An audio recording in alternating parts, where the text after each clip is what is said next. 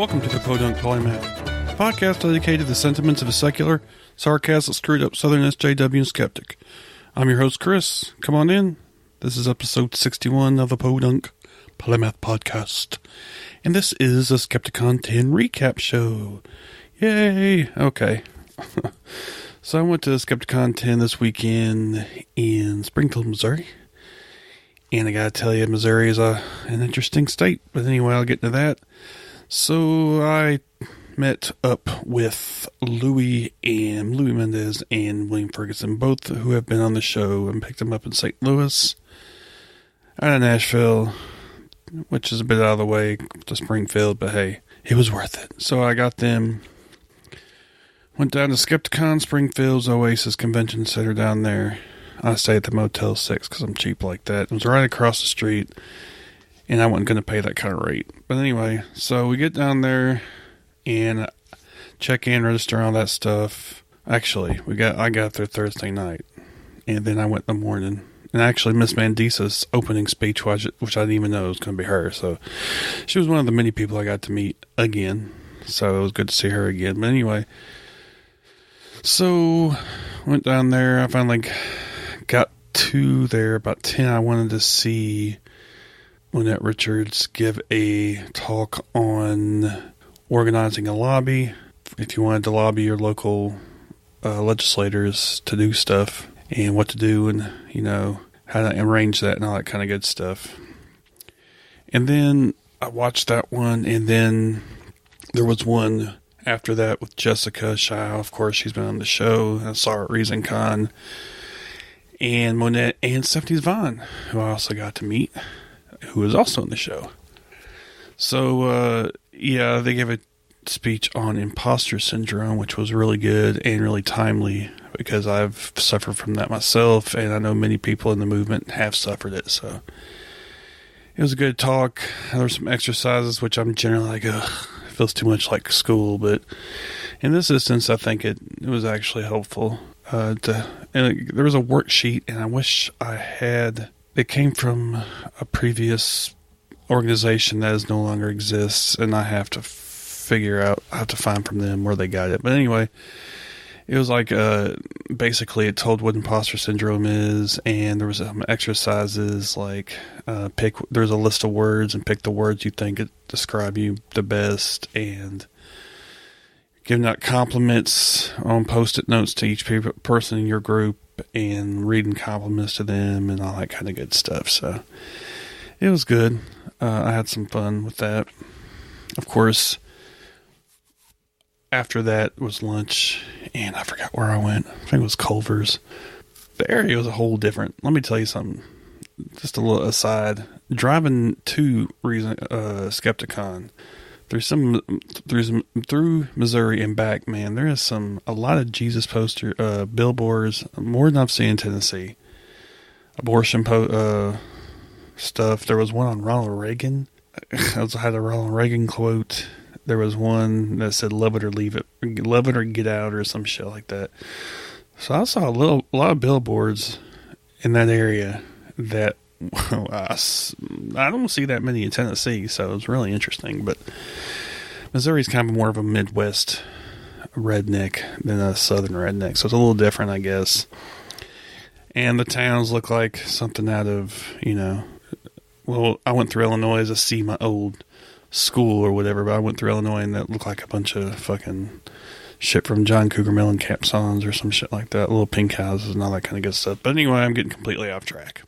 So, anyway, Springfield's an interesting place. Not bad, I guess, as far as mid-sized cities go, but definitely a different kind of feel to it. But anyway, let's see. I got to meet all the cool people. I got to meet Monette Richards, of course, and hopefully I'll be interviewing her next weekend.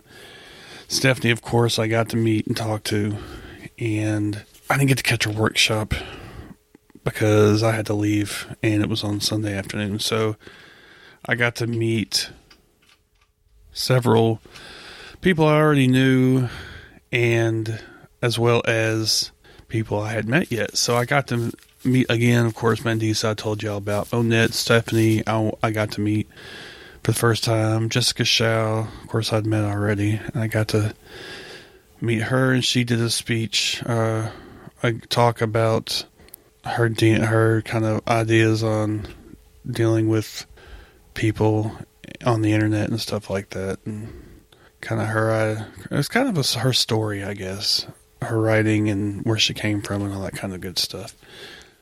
Let's see, I got to meet Jude Lane, who was on with Warren Tidwell about the Humanist Service Corps, and they were in Ghana, and I got to meet him finally, the other half of that team, and that was cool. He was tabling with Noelle George, I think her name is. Didion George, forgive me if I screw your name up, but she's like the director of Humanist Service Corps, and she was there with him, and it was cool to meet her. I got some pictures with him. Jude also gave a talk, which I fucking missed because I overslept. But anyway, because I'm bad at that. There was a lot of drinking, I'll just say that. So let's see what else. I got to meet Daryl Ray. That was pretty cool. And I gave him a suggestion of doing a promo for his, the hotline, the foundation.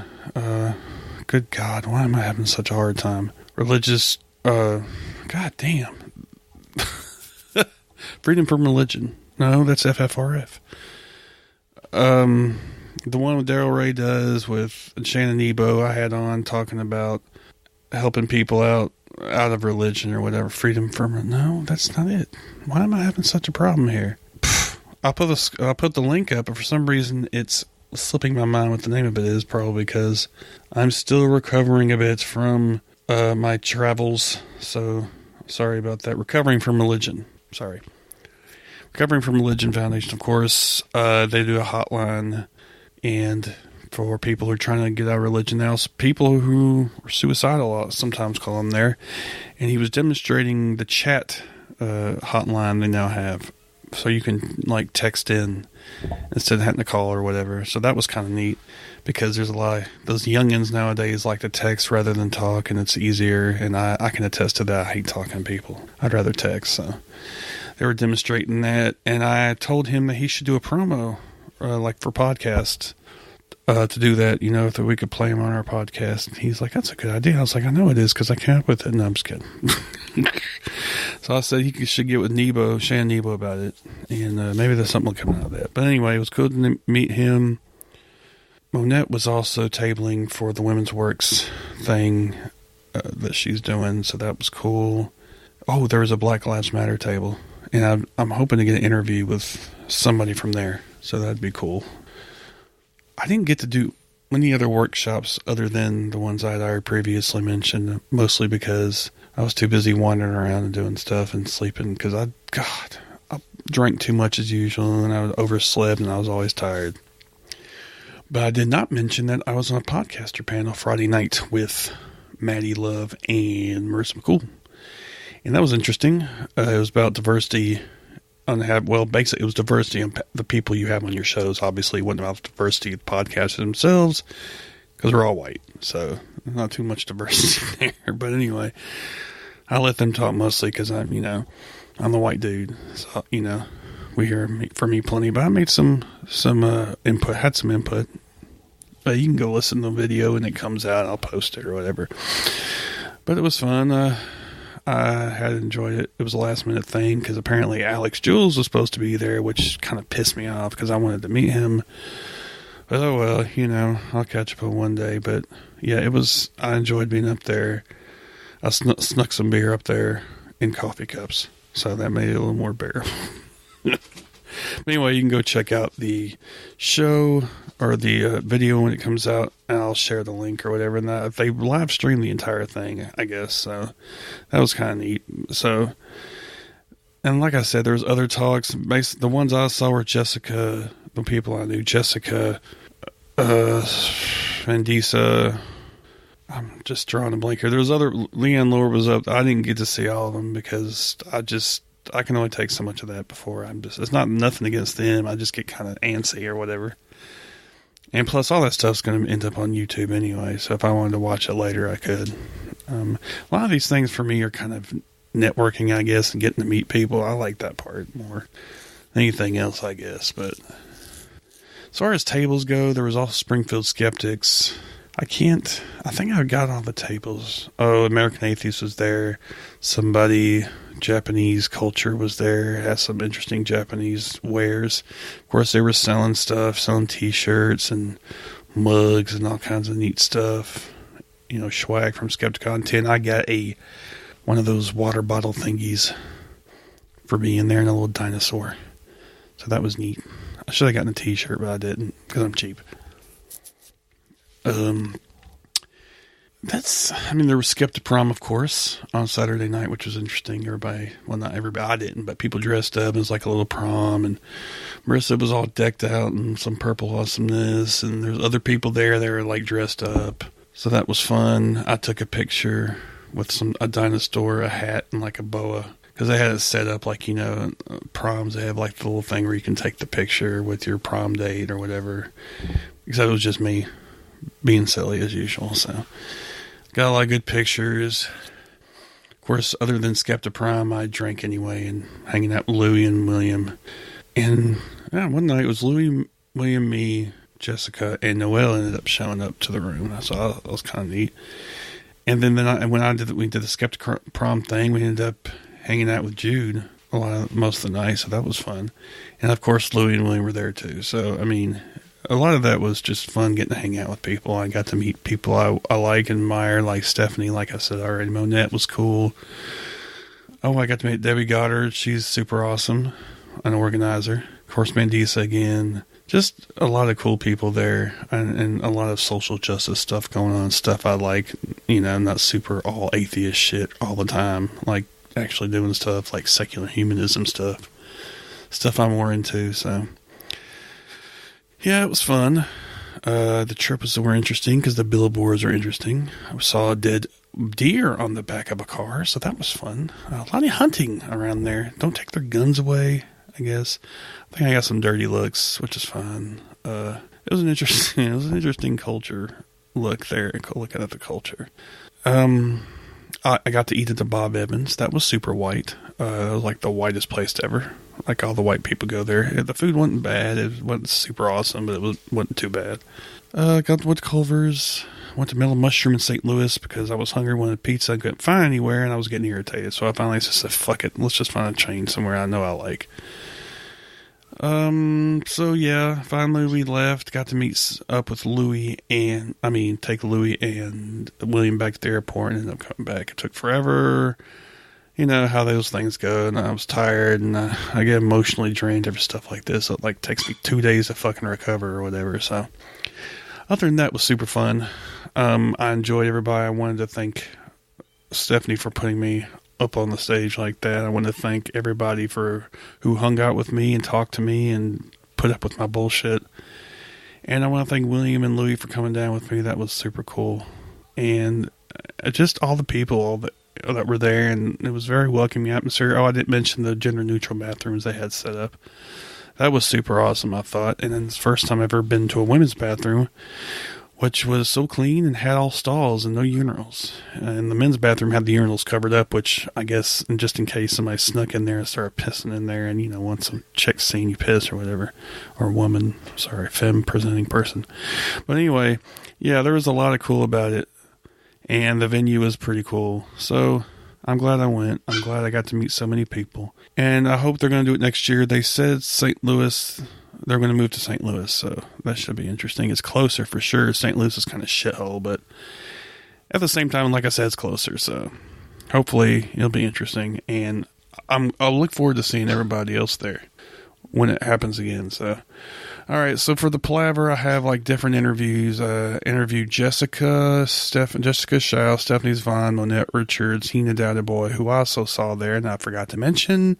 She did a talk on, you know, admitting mistakes online, basically, and then, of course, she also had a speech about consent, which I thought was really timely, considering all the shit going on right now. I'm going to have them. Heina was on another interview I did, and Mandisa. So, hope y'all enjoy it. I didn't edit anything, so it's not going to sound super awesome because I was trying to get something out, and I'm still kind of emotionally drained a little bit, so I didn't really have the energy to do much else, but I wanted to get something out. So Anyway, hope you enjoy my rambling, and I hope you enjoy the interviews. I'm Jenica. And I'm Patrick of Real Life Beyond Faith. And we are a formerly Christian, currently atheist couple who take a deep dive into the experience of life after deconversion. Join us weekly as we talk about topics relating to the journey out of religion. And interview guests who have their own unique stories to tell. Look for us on Facebook, Twitter, iTunes, Stitcher, and anywhere else you can find your favorite podcasts. Has In God We Trust invaded your town? Are you tired of government officials who want to plaster In God We Trust on taxpayer-owned property?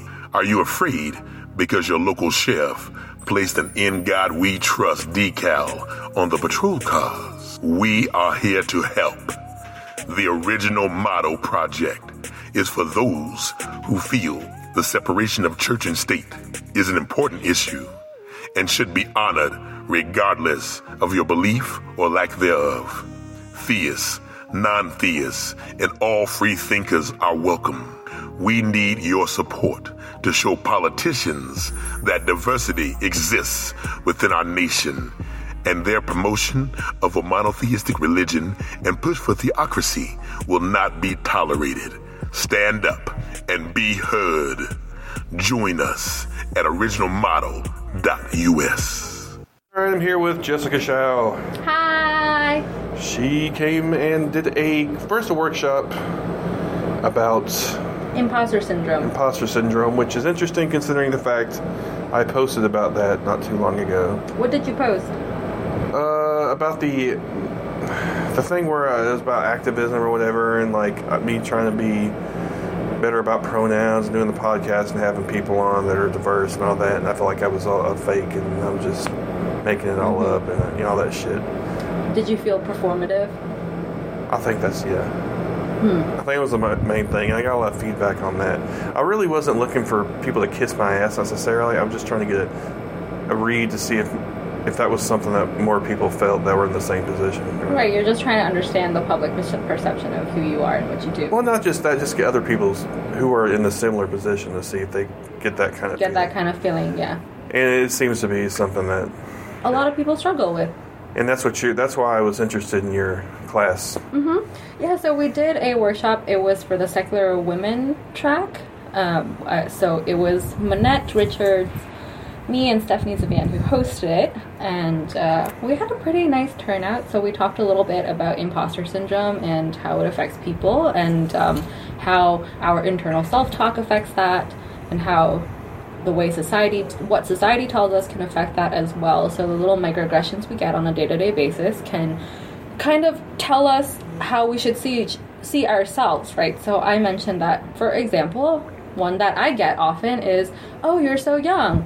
And it kind of invalidates, the things that I've done or the experiences I've had, because for some reason youth is kind of associated with being less knowledgeable or somehow less credible, when I think that, it takes away from what I've already done, basically. And then it makes me doubt myself. And so a lot of people face various types of this sort of social feedback that makes them doubt themselves, and internal self-talk as well. And then so we had people get together and kind of just talk through compliments that they would like to receive, the values that they find fulfilling, and then how to focus on those things in order to overcome imposter syndrome, to work on the things that they care about. Yeah, I thought that was interesting. I'm generally not a fan of actually doing things because it feels too much like work? School. It will work, yeah. But I mean, it actually was pretty cool to kind of get an idea, because we all had, Post-it notes, and we filled them out with different compliments or whatever. Did you learn anything about yourself? I don't know. Not really. I'm pretty self-aware. I think. I don't want to sound too whatever. Did you notice anything that maybe you want to apply in the future? As far as something about myself, you mean? Mm-hmm. Like, did you figure out which values you find are kind of appear when you feel most fulfilled? Oh, yeah. A lot of it is if I feel like I'm doing something useful, or if I'm helping somebody, or recognition is not really my big thing necessarily. It's just I like the feeling of thinking I helped or whatever. contributed. Yeah, and it's not even, I don't care about the recognition so much, I guess. It's just actually doing some shit. And achievement, I think, was one of the big ones or whatever. So, yeah, I want to feel like I'm doing something. Part of that's because I feel like I'm a fucking failure. Because I'm like an underachiever from hell in my career path, I guess you could say. So I've always kind of had that feeling anyway. So. But you know what I'd say about that? Do tell. I think everything is connected. So, like, if we don't find fulfillment in our careers, or if that's not a place where we want to prioritize, we put our investments into other areas of our lives. So, while we may think we are underachievers, we are achieving fulfillment elsewhere, right? Yeah, I would agree and so with that. we can define success in different ways. And we can define ourselves in different ways. So instead of considering yourself an underachiever in that way, you could just not be super interested in that. It's not something that is a big priority or part of who you are, right? What's more important to you is helping other people. But that's something that's part of the reason I enjoy this, being in this community. That's one of the things I haven't encountered in my life generally is being part of the community. I've always been part, like, kind of a outcast. Well, I guess, yeah. Lone wolf. Lone wolf, yeah. That was. I didn't want to use that term considering what it's associated with now these days. Yeah. So, but yeah, I mean, kind of a loner. But this is kind of giving me something to concentrate on. I feel like I'm actually doing something, regardless of how small it might be or whatever, or at least getting other people to talk about stuff that's important or whatever, even if I'm not necessarily that active myself or whatever. Yeah, no, I think that's absolutely great. What you're doing is giving people a platform, right? And then you're also finding fulfillment. And I think that there's this widely held belief that when you do activism or try and do good in the world, that it has to be altruistic. But I don't think that anything we do is altruistic. Yeah, I never have bought that. Yeah, I think everything is selfish. And if we can find some sort of pleasure from doing it, that's what makes living worthwhile. Yeah, I mean, altruism is one of those concepts that sounds good in theory, but we're humans, and I mean, come on. Yeah, no, we are human-centric. That's how our brains work, literally. Yeah, so I mean, nothing wrong with it per se. I mean, no, I don't think so. It's just something we have to acknowledge without kind of imbuing moral judgment on. I think acknowledging it is the big thing, and I think that goes for most things. Just acknowledging that the thing is there, whatever it may be, good or bad, and just kind of trying to work through it. Yeah. Living general. with it instead of denying it or repressing it or all those other coping mechanisms that we try to use. Yeah, because the repression always works so well.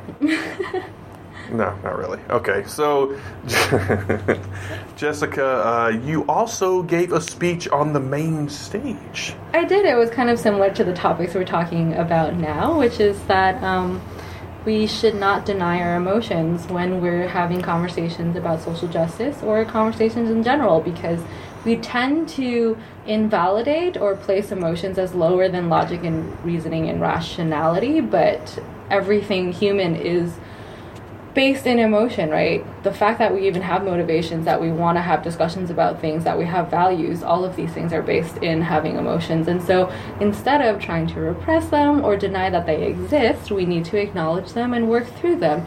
And we need to recognize that sometimes might make us feel very complex feelings about ourselves. It might make us or bring to light contradictions about ourselves and hypocrisies that we may not really enjoy, because they may tell us something different about our sense of self from what we would like to imagine it to be.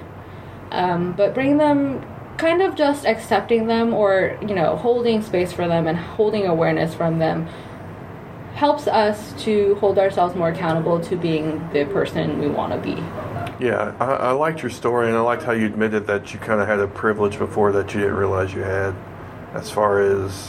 Which part? Well, okay, like when you became more aware of the racism in this country or whatever. Oh, yeah, absolutely. Yeah, growing up in kind of an upper middle class home and kind of going through schooling was something that I excelled at. So it was a structured format where I felt a sense of entitlement, and I think that kind of helps me feel like I do belong in certain spaces where that might be less comfortable for people of color, although nowadays I'm starting to notice them more as well. But it's like having access to different social situations is really about how you were socialized, right? So I grew up in this place where I learned the scripts of going to school, of how to talk to teachers, of how to convey myself in a certain way that demands respect from others. So that definitely is reflective of privilege. Well, I mean, it's kind of a part of the intersectionality, which we talked about actually on the episode you were on. Yes, I we didn't mention that Jessica was on an episode. Intersections, go look it up. But we talked about intersectionality, and it was a very interesting conversation and a topic I wasn't fully informed on, so that's why I had her on. Because I wanted to learn more about it. Can you give a brief description of what intersectionality is? Intersectionality is kind of the idea that our multiple social identities cannot be separated from each other in determining how others interact with us, and in kind of determining how people treat us, I suppose. So, I might face one set of oppressions because I'm a woman, but I face another set because I'm Asian, but because I'm an Asian woman, there are a certain unique set of circumstances that apply specifically to my identity, for example. And of course, you can continue breaking this down further and further with all the other characteristics and traits that you have. And so it basically says that each human's experience of reality is very unique because the way people treat you and the way that you process those experiences are very unique. I was just thinking, is it kind of like a series of Venn diagrams, perhaps? Since intersections, Venn diagrams do kind of intersect. So I'm wondering if that would be a good... Yeah, kind of. I mean, that... Or is it more of a strata? Kind of a strata... I'm having a difficult time picturing either one of these things, well, but I do get what you're saying. But it's more like being Asian and being a woman are two separate sets of oppression. So I guess it is kind of Venn diagrammy, right? But on the other hand, there's an emergent set of experiences that occur for an Asian woman particularly, right. For example, or a Chinese American if you want to become more and more specific. Right. So there are certain things that you experience that maybe as a woman you might have in common with other women, but you would have unique experiences as an Asian woman. Yeah, like the sexism towards an Asian woman might be unique, or might be a different type of sexism, or the experiences are slightly different. And we can continue breaking this down, like a non-religious Asian woman from the East Coast who grew up in the 90s, like is a millennial, and so on and so forth. So you just got here, literally. You got here 45 minutes before the speech. Yeah, before the workshop. or whatever. But what's been your experience so far that you've been here in a short time? I love it. It's really great because I've gotten to meet a lot of people who I've only seen profile pictures of, and then so you see them and there's this mutual sense of recognition and a little bit of a feeling of endearment / already intimacy that's been built from being online and following each other and knowing a little bit about getting the glimpses of each other's lives from what we talk about on Facebook. So very quickly you feel the online community come offline, and so that's been really lovely. Yeah, I really enjoyed that part. I mean, I guess only fairly recently I've gotten to know some of these people because I've become more social justice-y, I guess. Reason Con was Drunk Fest, so I didn't concentrate so much on the people because we had Lawrence Krauss, who's been shown to be a bit problematic in certain areas. But at this, and especially in the light of what happened at Mythicist Milwaukee, which is a fucking shit show, an alt-right shit show, this to me was kind of the antithesis to that, the answer to that, the social justice answer. There was gender-neutral bathrooms, there was a harassment policy, there was diversity.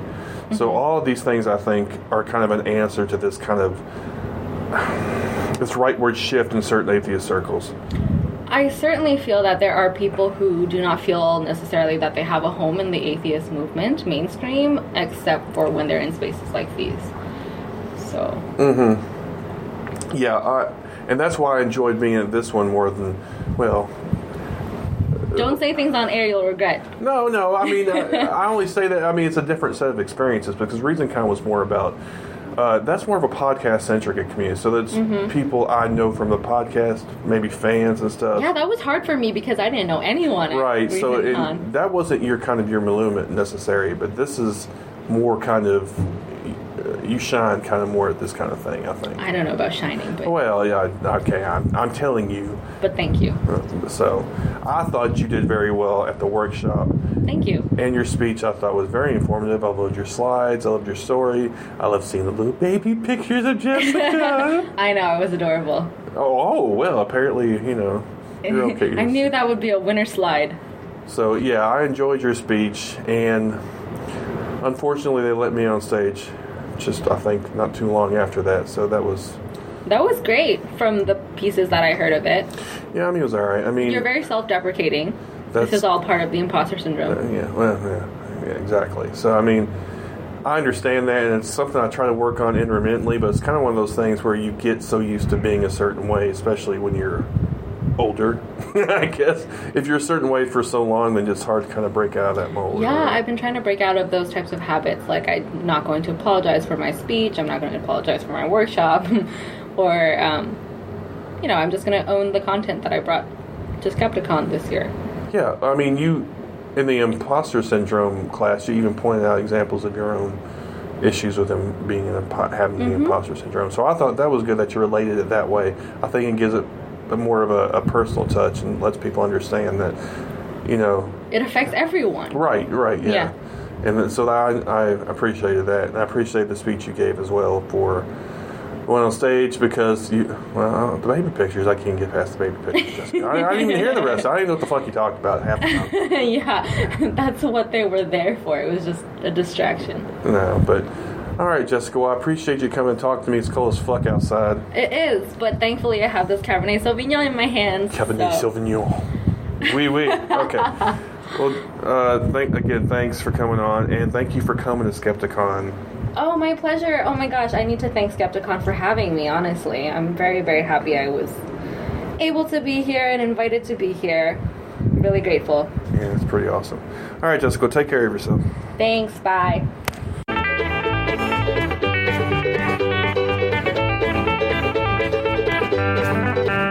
All right, I'm sitting here with Jude Lane, and he was actually on one episode of Podunk Polymath Podcast. I can't remember how far back that was, but yeah, you're in the Humanist Service Corps, right? Mm-hmm. And you were on with Warren. Yes, Warren Tidwell. Why don't you just kind of give a brief overview of what you do? Of the year? What was it? Yeah. So, I signed up for a year to volunteer with the Humanist Service Corps, which is currently working in Ghana, West Africa. So from July 2016 to July 2017, I was over there working. We work with local nonprofits, people who are Ghanaian, who are already doing great things, that are trying to do good things for their people, and we think we can be a part of that and be a help there. So I was there. My background was education. So most of my work there had to do with ways that we were working in the education field. They have volunteer teachers that I was being part of the trainings for. They have different kinds of workshops. I worked with the youth and the leaders of communities to help them develop. They have a lot of different activities that they do. They had a volleyball club. They have just big meetings talking about peace, where they bring everyone in from the neighborhoods, and so I got to be a part of helping them develop what their vision was and where they wanted to go, how they were going to try and finance it. And we did trainings in agriculture. We did trainings in women's rights as far as that goes there, and we worked with the Ghanaian nonprofits, and I did my best to help them do what they were already doing a great job at. So that sounds cool. I mean, I can't imagine many people would want to do that, to be honest with you, or they want to go outside their comfort zone, because that seems kind of like a foreign country, foreign everything, as far as Yeah. I mean, I've gotten that plenty coming back. People I've talked to, but I mean, it's an adventure, and you go over there, you get to see beautiful, wonderful new things, and you get to learn about a new culture and a new people, and it helps you appreciate the village of the world, the people that we're all connected, and you get to see another side of that, people on the other side of the planet who are also living their lives and who also have their issues and their problems, but also their strengths, and you get to be a part of that and learn how to work with them.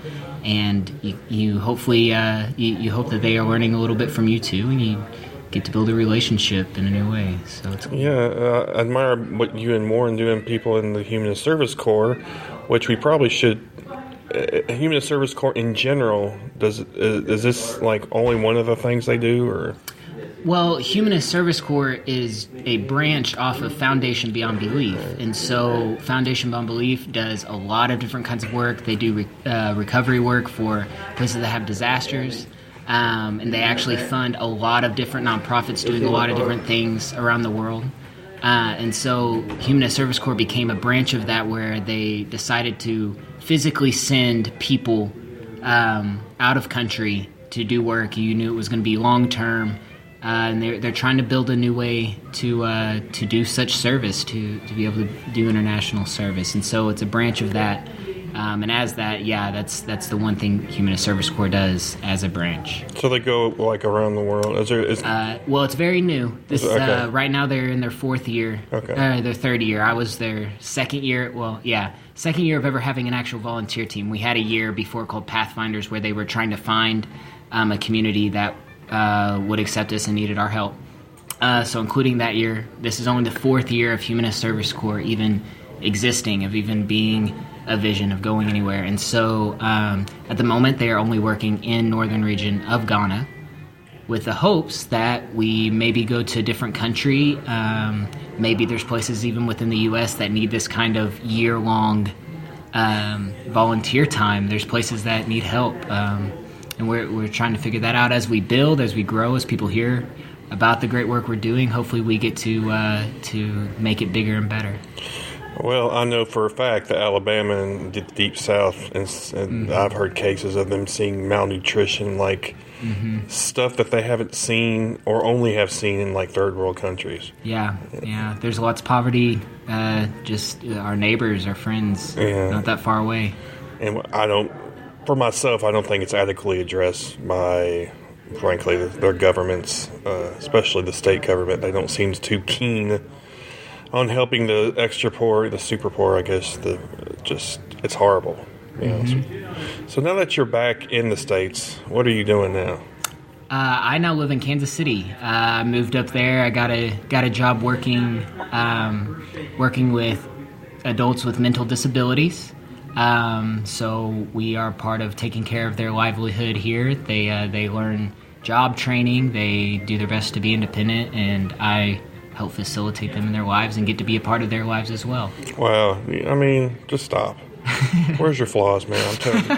You're hiding some deep, dark secrets somewhere, aren't you? Oh, yeah. Next interview. No, like I said before, I admire people who are able to do that kind of shit and put themselves out like that.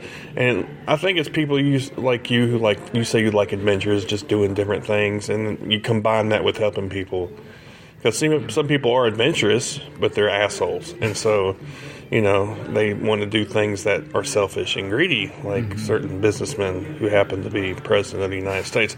But that's neither here nor there. So do you have any plans, and what are your plans for the future? Oh, man.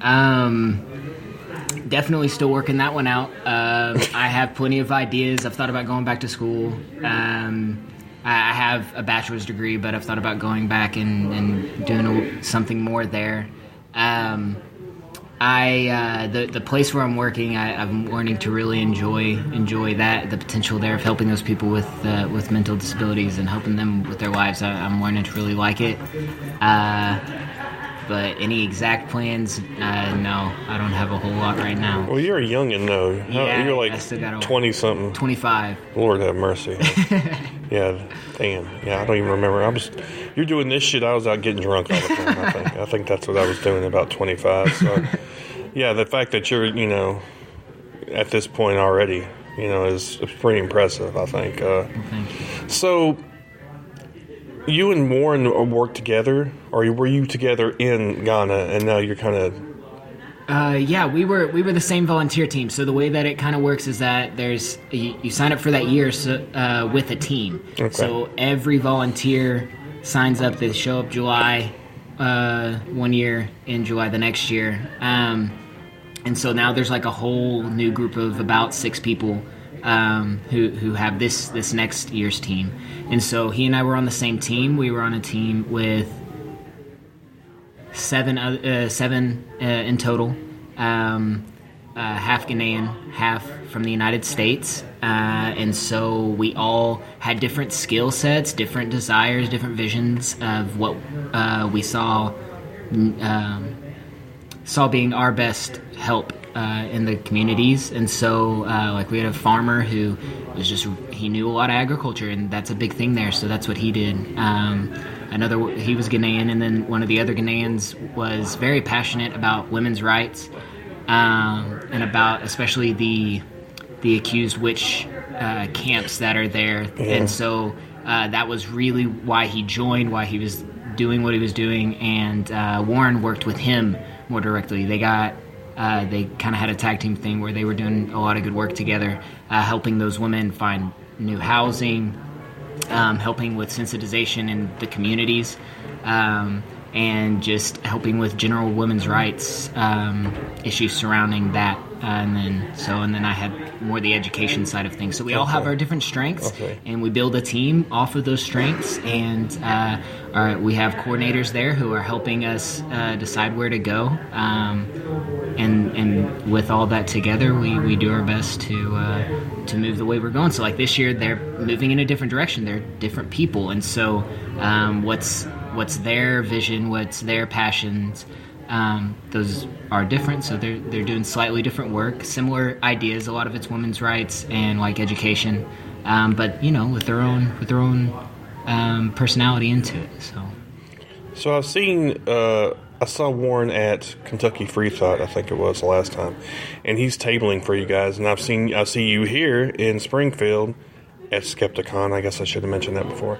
And you're doing this the same thing. Do y'all I guess y'all are different. Well, he's in Alabama, and you're based out of KC. Yeah, that's part of it. Well, for one, Skepticon here in Springfield, Missouri is where I found out about this opportunity in 2015. So November 2015, I learned about Foundation Beyond Belief, about Humanist Service Corps. I was pretty new to the free thought movement as a whole. Grew up in the church, and so I was new to it. And Skepticon 2015 was my first convention like this to ever go to. So that's where I even signed up for it. So it was actually, I'm super excited to be here and get to be on this side of it, to be the person that hopefully lets someone else know about the great things that FBB is doing, and be part of the awesome, just everything that goes into Skepticon here. It's a really cool experience. And so as a final question, Skepticon. I mean, it's only Friday, to be fair, but yeah. The lineup I've seen, it's very diverse, and I will look forward to a lot of these. I've already seen plenty of workshops that are very worthwhile. Do you like? I mean, what is your opinion of Skepticon? You said it was like your kind of introduction into the movement, I guess you could say.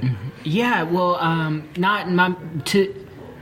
to the movement, because I would say I was an atheist for a while before I ever even learned that this kind of thing existed. And so for me, it was a big door open. I got to see all these people that were inclusive, that were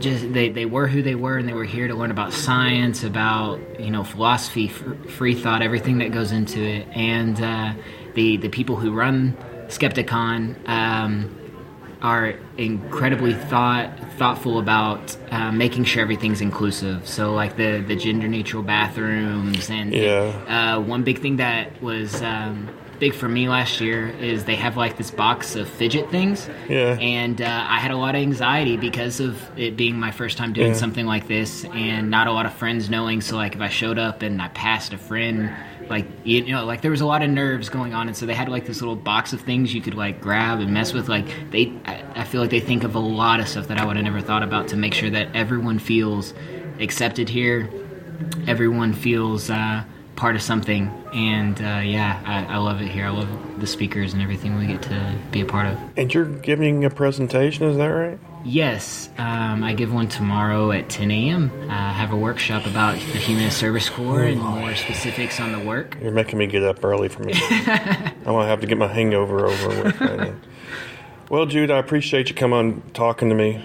It's been great to meet you. Yeah, of course, I'm glad to see Warren. you in person. I know, it's awesome. I got to meet Warren, of course, a couple of times, actually. Oh, cool. So it's good to meet you, finally, the second half of the team. So Of the United States team that yeah. do this. We have all of my Ghanaian friends and family are over there still doing great work. Right. Yeah, I should have mentioned. And actually, I had talked to Warren about getting in contact with one of them so I could talk to him. Yeah, so that'd be awesome. I'm glad you said that because I forgot about it. But yeah, so yeah, again, thanks for coming on, and I look forward to seeing your hearing your presentation. Thank you. Same to you and your panel. It's all right. exciting. Take care of yourself.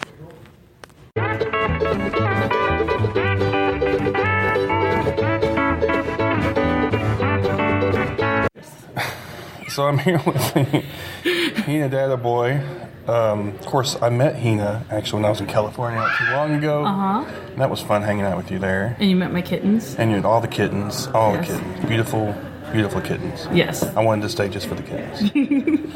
So, but of course, is your pronoun they? Yes. Okay. They're here for Skepticon, and they gave two presentations, one on consent and one on, what was it? Screwing up less often and better. Yes. Okay. So why don't you tell me a little bit first about your consent talk?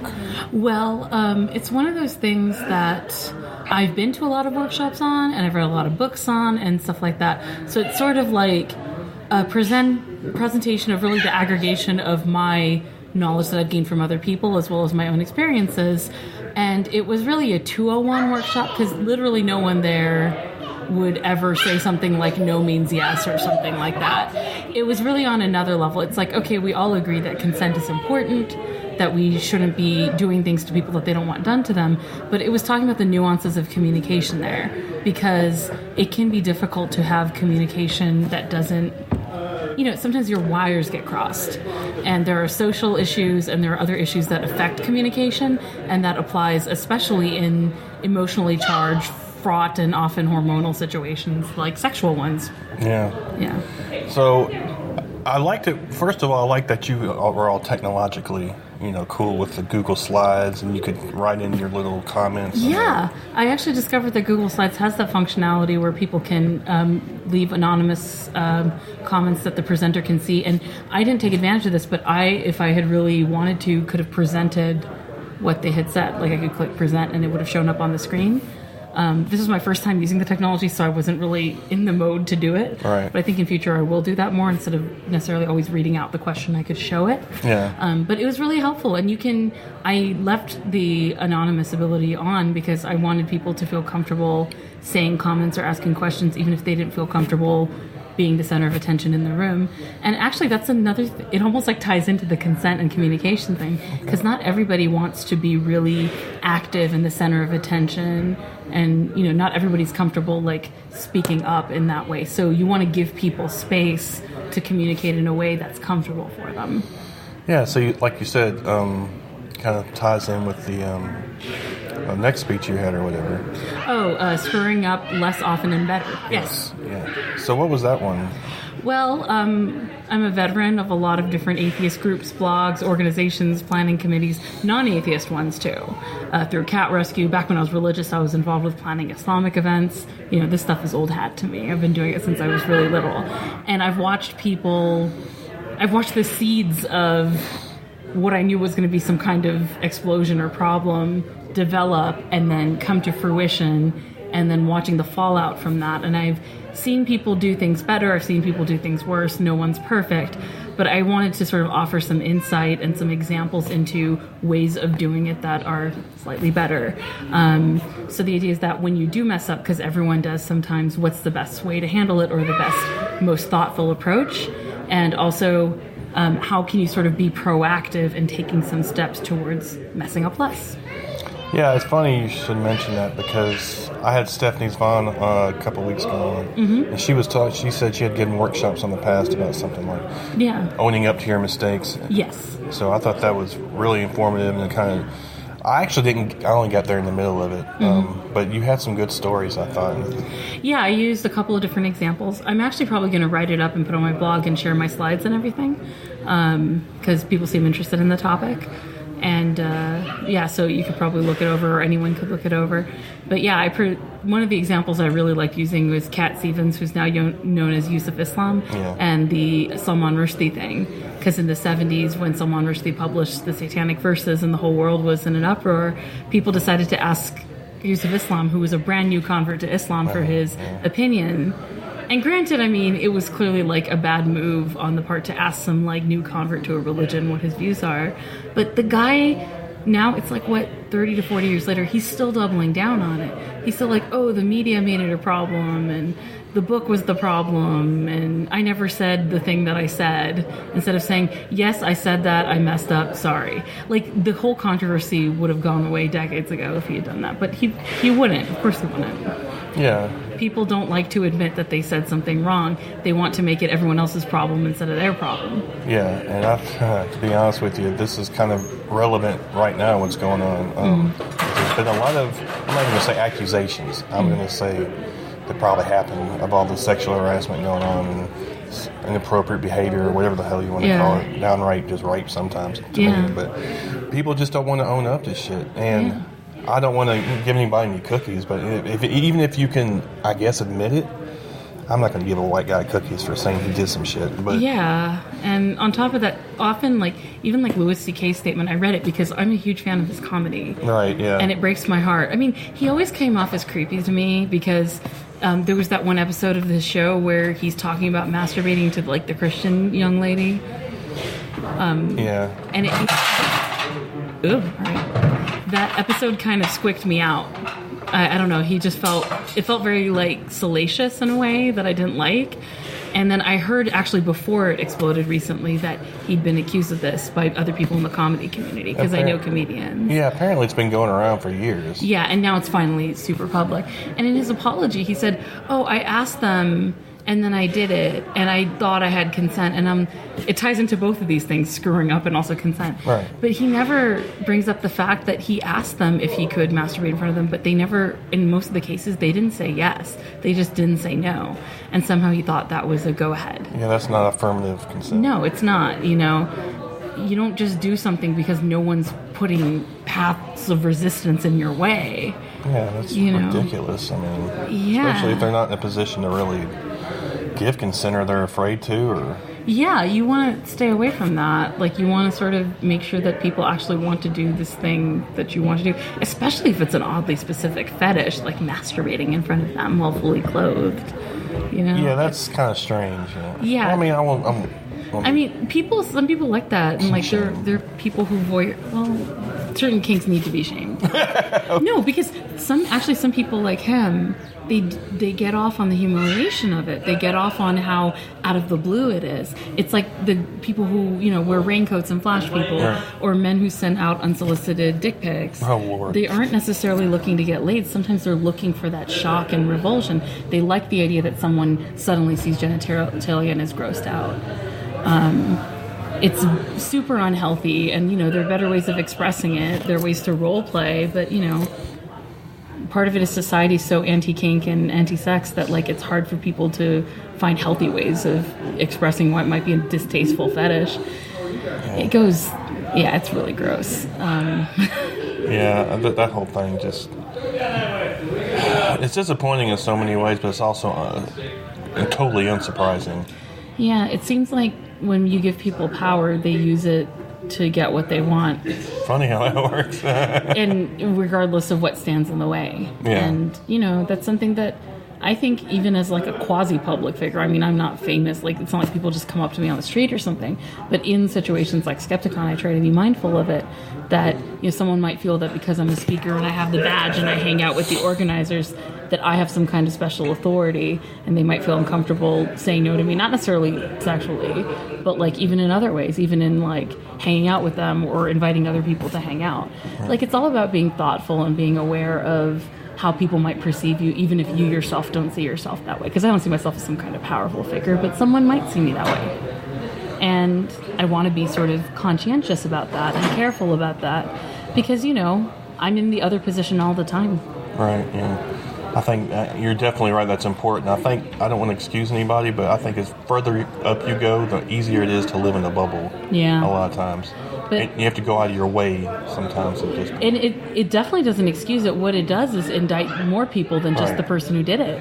It's saying stop being yes men and sycophants. Right. Call people on their shit. Don't just praise people. Like, keep people humble, keep people honest. It's very important. That's what I would hope I would try to do, but all too often you see celebrities from the entourage or whatever.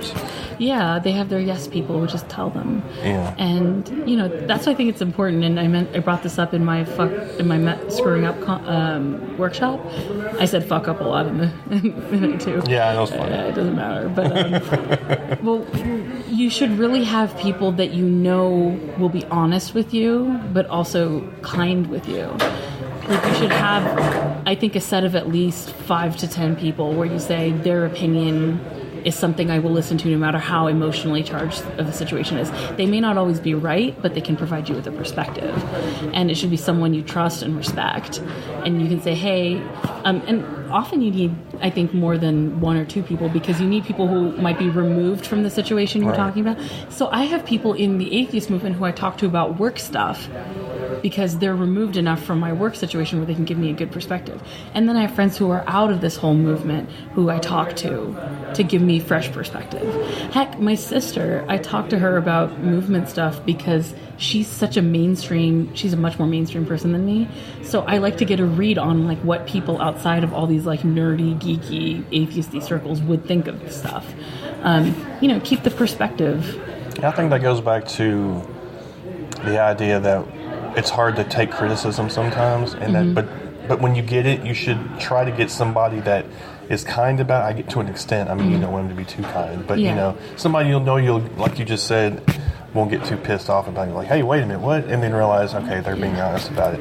Because a lot of times, if it comes from somebody that's random, you automatically like get defensive. Yeah, who's this asshole? Who's this troll? Yeah. But there might be a kernel in there, even if they presented it in a bad way with a mean tone, and maybe if they didn't even intend to help you. Because sometimes criticism is not given with a good intention. It's to break you down, not to help you.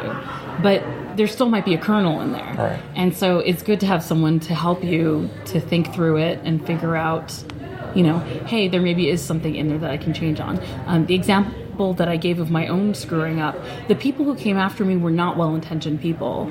They were people who were part of a dedicated group that likes to troll and criticize people like me. They're the anti-SJW types.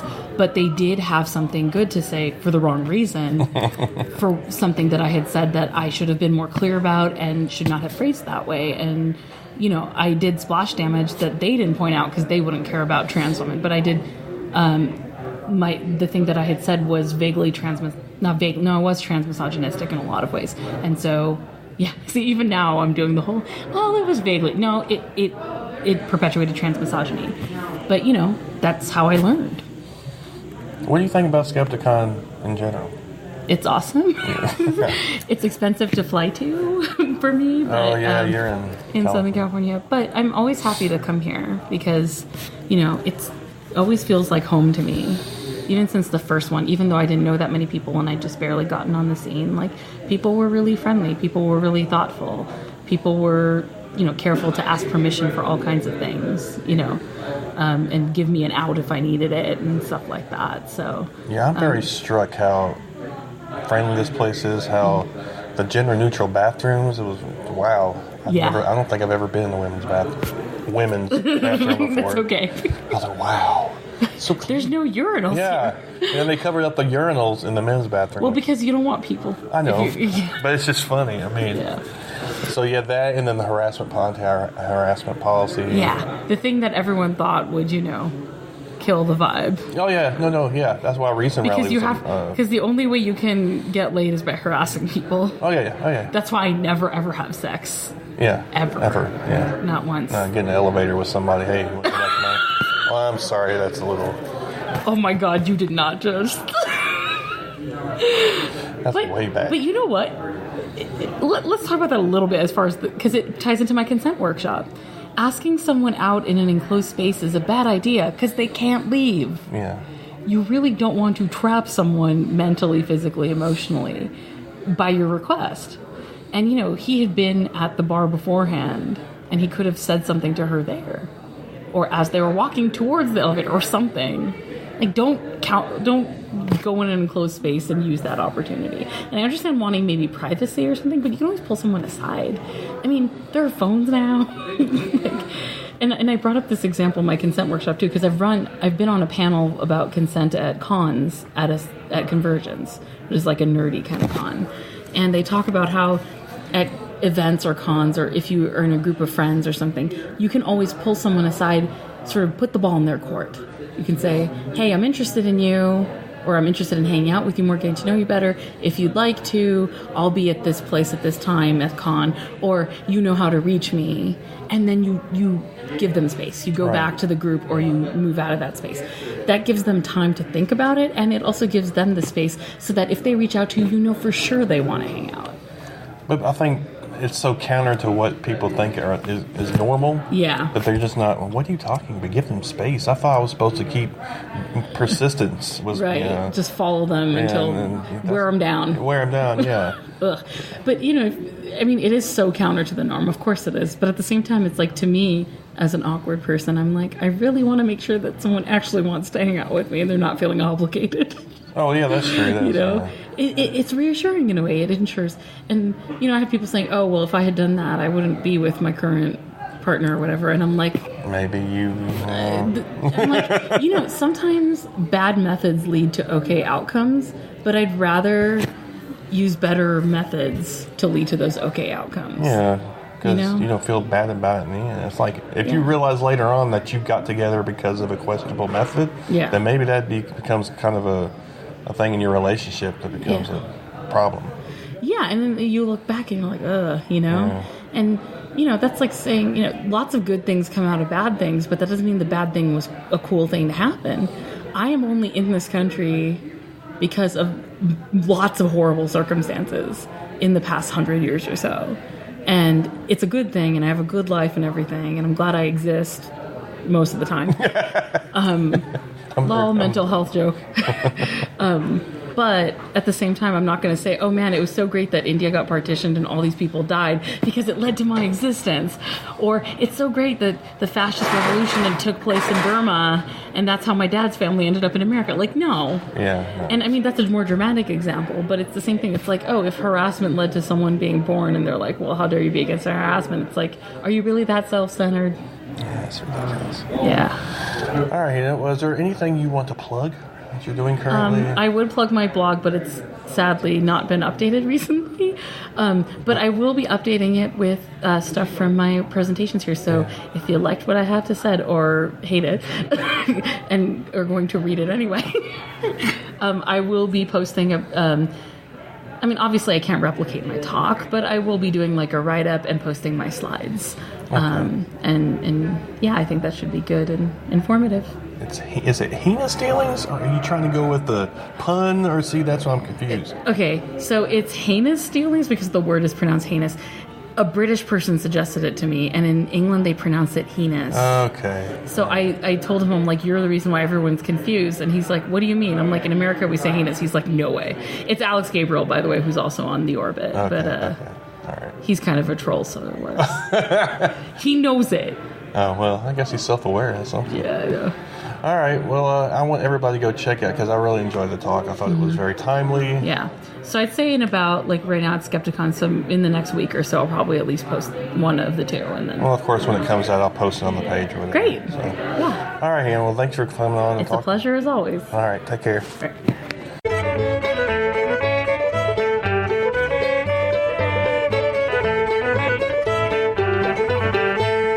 Okay, I'm here with Monette Richards. Richards. Richards. You got the first name right, though, which is the one everyone flubs. So. Can you tell everybody who you are and what you're doing here? Sure. At Skepticon. What are you doing here? What am I doing here? I'm Monette Richards. I am the president of Secular Woman, which is a national organization of men and women whose primary goal is to amplify the voices of women in the secular movement. Stephanie Zvan and I started Secular Woman Work along with Chelsea Dufresne 2 years ago, where we did an entire activist conference with all the presenters were female or genderqueer. And since then, we've been doing tracks of workshops for Skepticon each year, all female or genderqueer presenters, all with an activist base. So that is pretty much what we did this year. It was, 12 workshops that we put together. My personal one was how to organize a lobby day. So I've been doing that for the last 6 years for Center for Inquiry Northeast Ohio, which I'm also president of, because I like to take things over. So yeah, why don't you tell everything that you are president of or part of?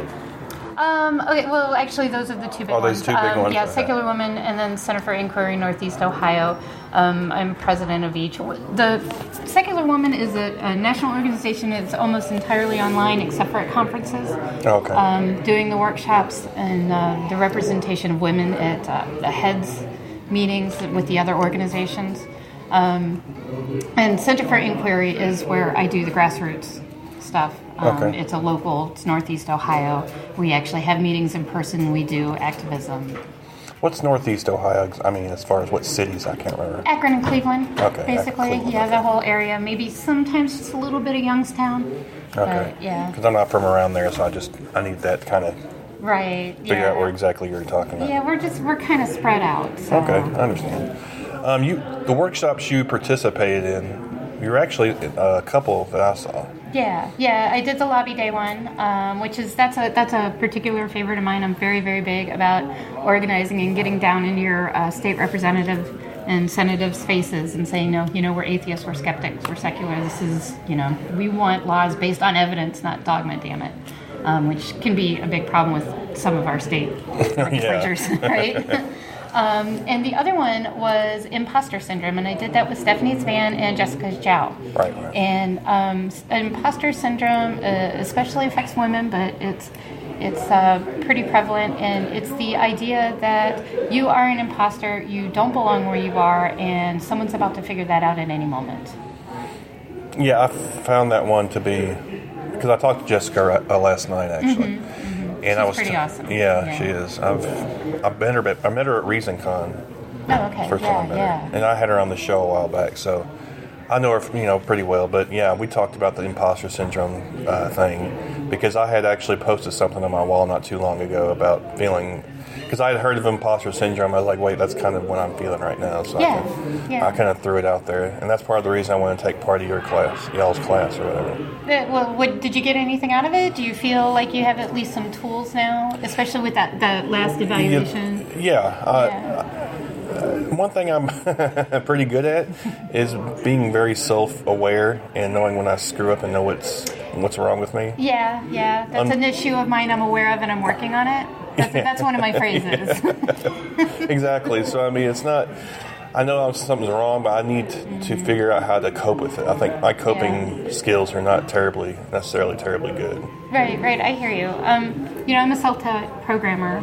I've been in IT for almost 20 years now, but it was all just picking up skills on the job that I needed. So there's no formal training. So being a woman, being in programming, being in just in that career path, the imposter syndrome is really overwhelming. I had started, and I mentioned a little bit of this in the workshop, I had started a small group, Akron Women in Tech, a local group trying to help women teach. And I got to the point where my imposter syndrome was so overwhelming, I couldn't teach my own workshops that I created for that, just because who am I to teach other women how to do this? I don't know this. It can be pretty debilitating. Did you get anybody giving you the feeling that you were an imposter? Oh, yeah, well, I've had that my whole career. Right. Yeah, I mean, I mean, it fueled it, but you already had kind of an internal, I guess it's internalized. Yeah, so it's, because the messages come from everywhere. Right. It's, it's especially, I've always been, all my life I've been in male specifically male-dominated areas, riding motorcycles, playing, online games, all of it. So being a programmer. So. Oh boy. Yeah. I bet that was fun. Well, it was. You get the, are you here for your boyfriend? Are you here with your boyfriend, your husband, or whatever? It's like, sure, let's go do a one-on-one tournament, and you'll see that I'm just here with my husband. Has it gotten any better? I don't talk to people online during games. I have heard horrible stories about how they talk to you. I mean, it's like they harass you. Yeah, playing, Quake 2 back in the day, right? It was minimal because everybody was playing. It's an FPS. You don't have time to type it all, and everybody was doing voice chat then. Yeah. So, but you did get the comments. But now, like in Destiny 2, everything is turned off, and I only play with people I know. It's just not something that I want to spend energy on. So they just randomly say messed up shit? Well, you don't know if you turn all the shit off. Okay, fair enough. And it's just been, too many years. Like, back at playing WoW, they would just say random shit. And it's not worth it to me. But until they suffer negative consequences for this kind of behavior, it will continue. And that's the big problem, is these male design spaces for males never take this kind of thing into consideration, and so there's nothing built in to negatively affect people who behave like this. So it just perpetuates. Well, that's when we get the problem of this kind of white male atheism thing that's going on, especially in light of what happened at Mythicist Milwaukee, which I'm bringing up only because I consider this kind of the anti-Mythicist Milwaukee, sort of the kind of thing we actually need to have in our community. Right, you mean where we actually vet our speakers and know, who's coming and what we're in for? Yeah, and, and which conference is being sued? Funny how that works. And what they being sued? Who are they being sued by? Right. Yeah. Skepticon and 2 blog networks and a couple of individuals are being sued by Richard Carrier for reporting on his admitted behavior, and he's suing them into silence. It's a slap lawsuit. Yeah. What is that? I'm not exactly sure what that is. I don't know what the slap actually stands for, but I'm sure everybody's got Google. They can look it up. But it is to just basically hit them with the lawsuit to silence them, and you can just keep running them out of money, because they have to keep paying their attorneys, and eventually they get tired. So that's what I figured. It's bullshit.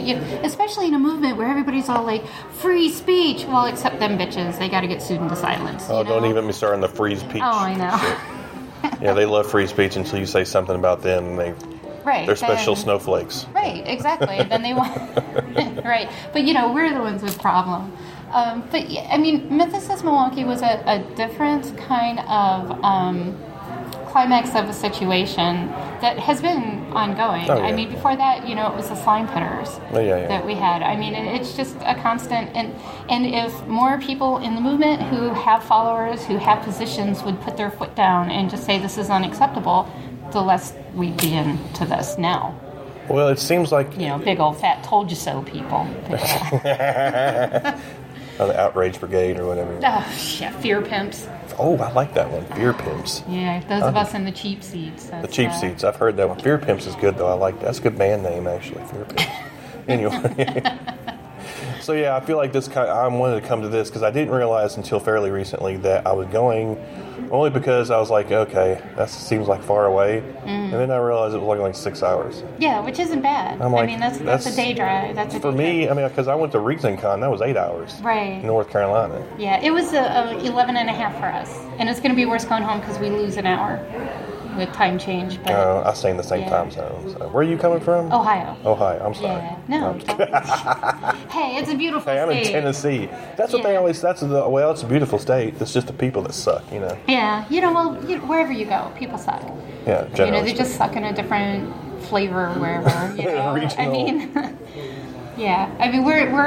We're kind of screwed right now because we're gerrymandered to hell by the Republicans. But, it's a fight. We're working on it.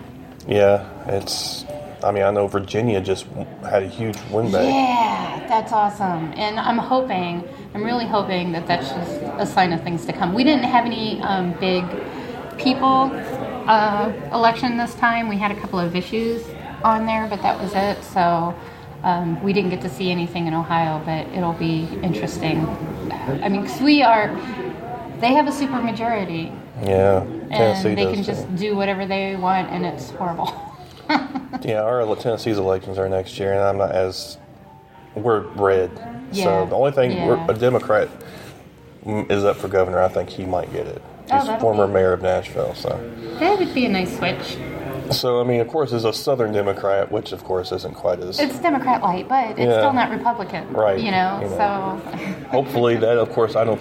Anything in the state legislature is not going to change, probably. I don't... Yeah, and that's a big battle we have right now. I mean, we have legislation pending in the Ohio Senate for a secular celebrant bill, so that in Ohio right now you have to be ordained through a religion to be able to solemnize marriages, and to solemnize just simply means sign the paper.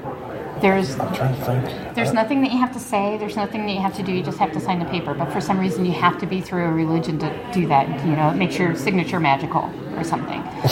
So we have a bill to change that so that anybody can register and do marriages, and it won't go anywhere because we have a strictly Republican, General Assembly. But this is our third time trying, and then we'll have to sue, I guess. Well, Tennessee, I have to check, but I think they also have something like Yeah, that. I'm pretty sure you have to be ordained in Tennessee. There's a small number of states where you don't have to be. CFI stood in Indiana in one, in Illinois in one. And actually, Galen Brodus is the last talk on Sunday, the last kind of workshop thing, and he's talking about his experience of winning the suit in Illinois to be able to marry people. D.C. passed it. Florida, you just have to be a notary public.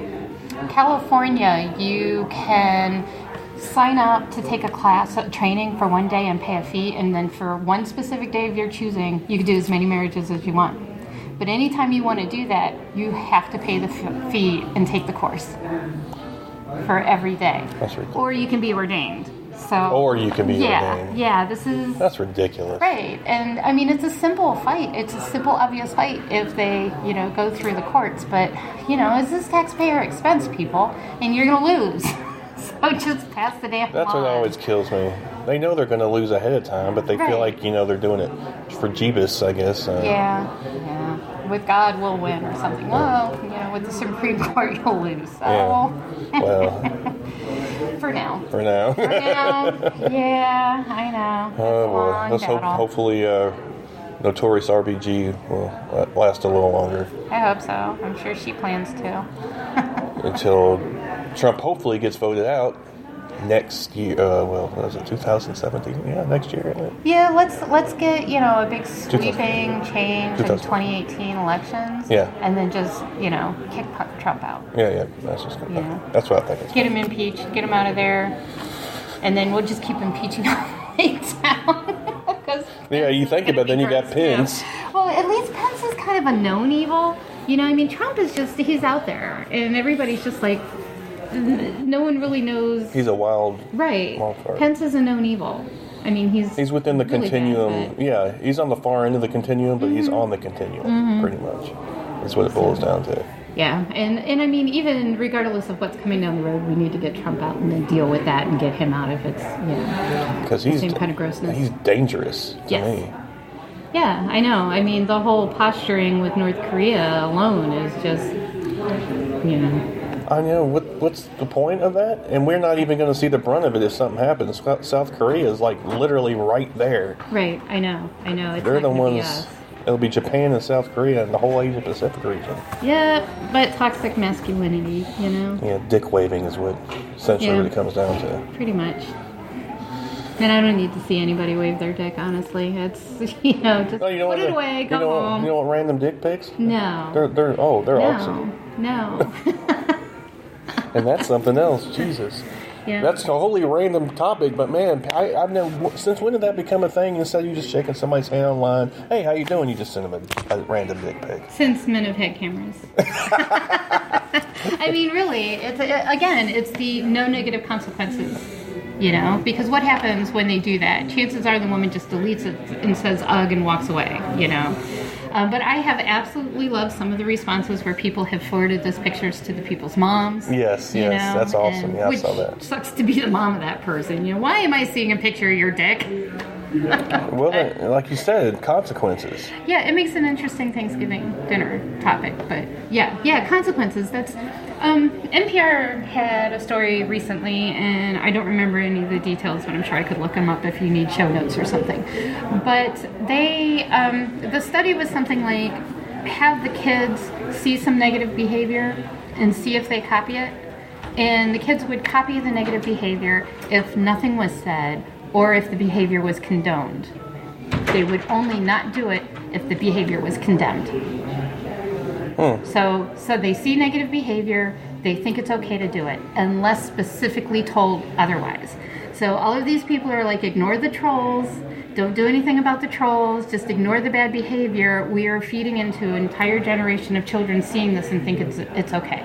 And it's part of why, it's exploded like it has now. Kind of like a conditioned response, I guess. Yeah. Well, I mean, it's seeing that, like Trump being all grab him by the pussy and nothing happens to him, and everybody thinks that's perfectly acceptable behavior, right. Which obviously it's not. Yeah. So, yeah.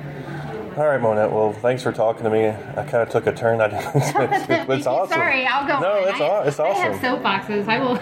I need to actually have you on the show for real. Yeah, just let me know when. I'd be happy to jump on. Cool. All right. Well, take care of yourself. And it was great meeting you. Yeah. Incidentally, you like Skepticons? Skepticon is one of my two favorite conferences in this whole movement. The other being Women in Secularism, which is a whole different animal. Oh, I remember that. Yeah, CFI's done it 4 times. And is it in D.C.? Yeah, it's been in the D.C. area. And we're not sure if they're going to do another one. We're hoping they'll do another one, or if not, some other org picks it up. But that is an entirely different conference. It's just a different animal, and it's incredible. Do you have anything that you want to plug? secularwoman.org. Join us. We're ramping up to get all fired up again and become a thing. We all took a breath for a little bit and stepped back, and so check our website out, check us out, join us, and we'll take over the world together. Right on. All right, Monette. Well, thank you. Thank you.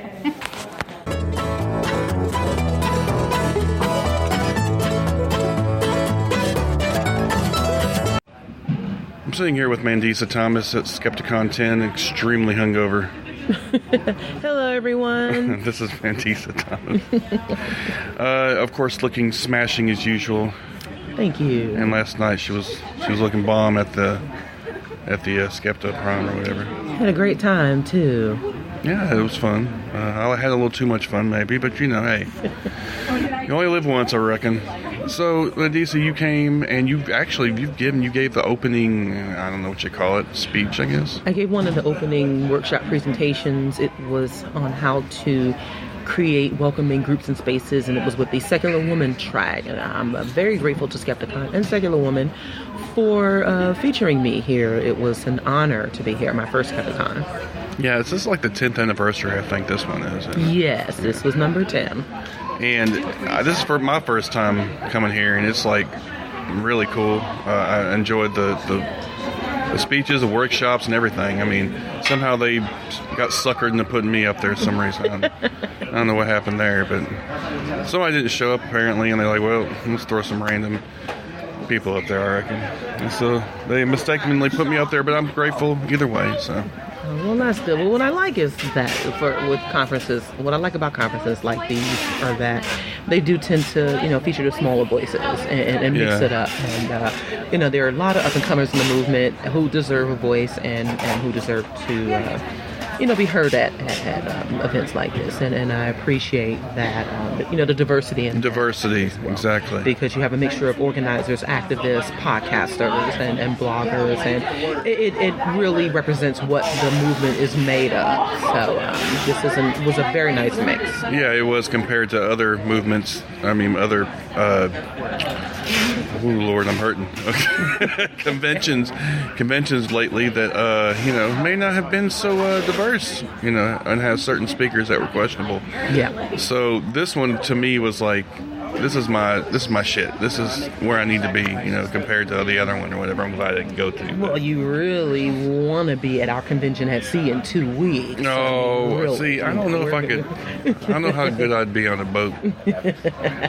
I haven't been. I went on the Channel boat when I was in Europe or whatever, and that made me nauseous. I could have been just hungover. Yeah, could have been. Maybe it was a combination. I don't know. So you gave the opening one, and then did you give a workshop? I gave the workshop the opener was the workshop. That was that was a workshop. And then I spoke yesterday afternoon at 4 o'clock. Why don't you tell a little bit with your workshop? It was kind of a two-parter?